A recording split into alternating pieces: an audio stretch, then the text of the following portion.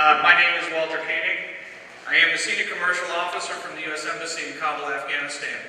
I should have checked the agenda a little more carefully. I think at the conference in January, I also had the last speaking slot before lunch, so next time I'll have to proofread that a little bit more carefully.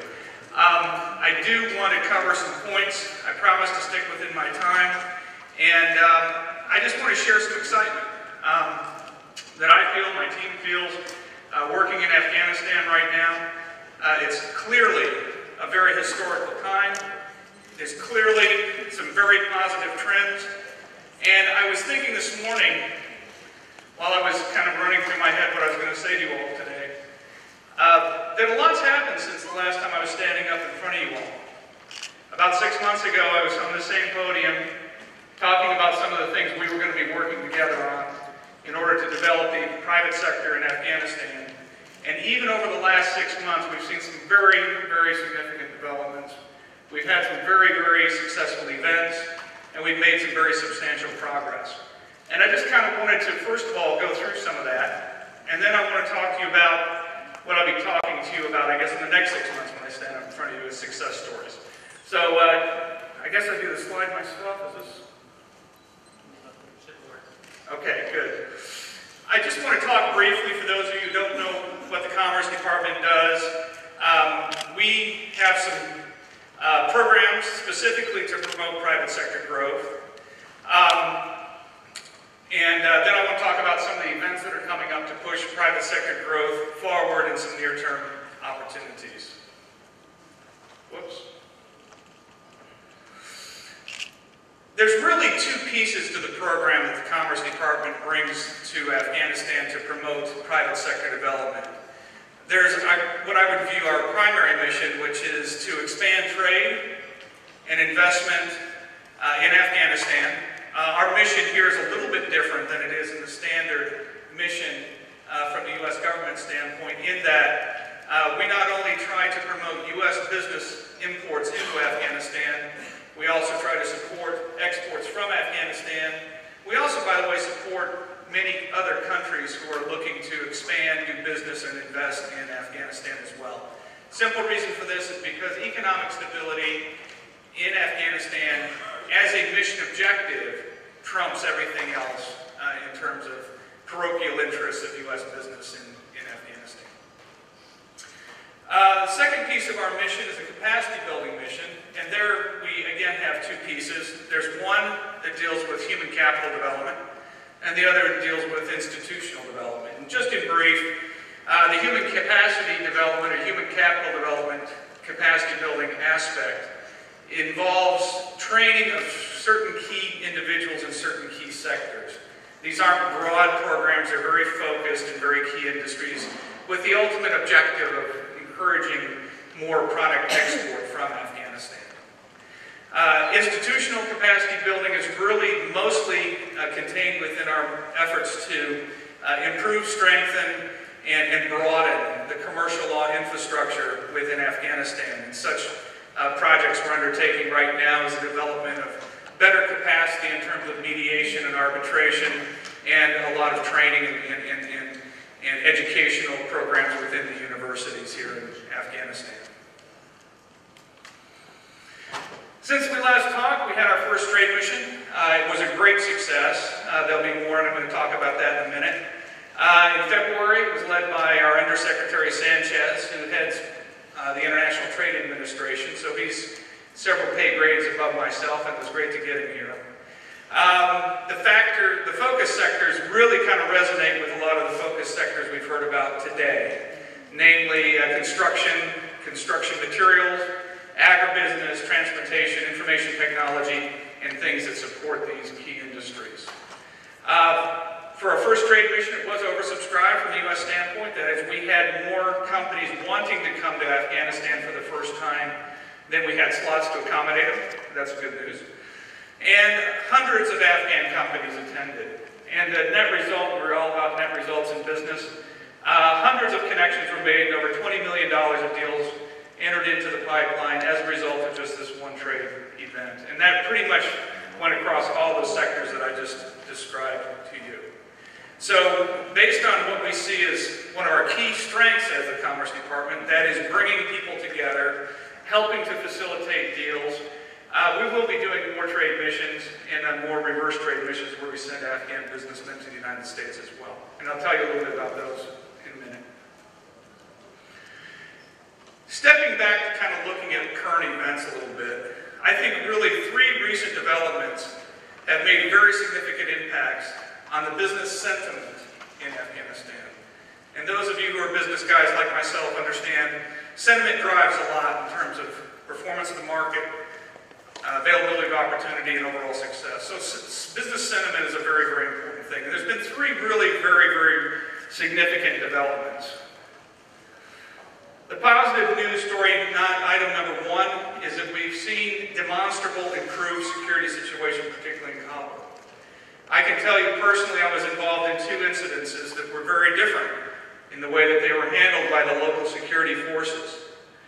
September 13th of last year, there was an attack on the embassy.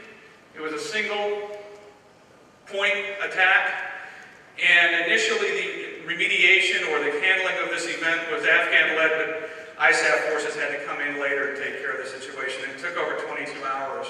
And I was in the embassy basement for all that time, so I know I was counting the time on my watch. April 17th, just a few months later, there was a larger, more comprehensive attack on Kabul. Now, a lot of the media played this off as a very terrible event. It was. There was a lot of loss of life. It did still show that there was some capacity by the enemies to take their fight to Kabul. But the good news story here is it was a multi-site simultaneous attack, but the intervention was 100% Afghan-led. I knew a lot of the military folks were involved and talked to them about this. There was a very small participation by ISAF. There was 1 helicopter intervention during this period, and the whole thing was pretty much wrapped up within 4 hours. Now, this means a big deal. This means a lot. You know, this is a very, very important development. Positive news item number 2, 1st of May 2012, the Strategic Partnership Agreement was completed. It was brought up earlier, but I wanted to amplify the significance of this event for overall business sentiment within Afghanistan and within Kabul. It's a binding agreement of long term, and what I would say, talking to business people, as I spend most of my days doing, is that almost 100% view this as an incredibly important agreement and a very, very progressive one in terms of optimism and positive sentiment going forward. Positive news item number 3, laws to limit the export of cash. This was something that was put into place recently and is having a very substantial effect in terms of the availability of capital and cash capital within the economic system in Afghanistan. And what we're seeing as a result of this in part is an increase in overall spend and capital investment. If we look at the business sentiment in specifics, the increase in liquidity, Kabul, the Afghan central bank's efforts to curb exodus of money abroad are bearing fruit, with recent currency auctions showing a sharp fall in demand for U.S. cash from the Wall Street Journal. This is very important. This means that there's more liquidity in the market to invest and more money to spend, and that means good business for all. There's many new capital projects which are starting or restarting or finishing. There's a 5-star hotel convention center project in Kabul that I wasn't even aware of that had been put on hold since the Taliban times. It's now going to be pushed to completion.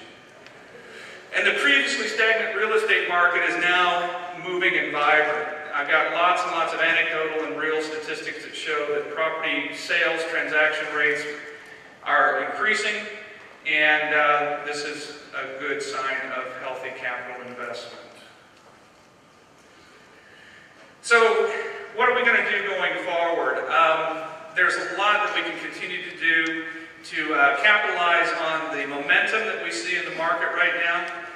There is a trade conference in New Delhi that our colleagues at ISA, and ACCI, and Ministry of Commerce and Industry are involved with some support from us.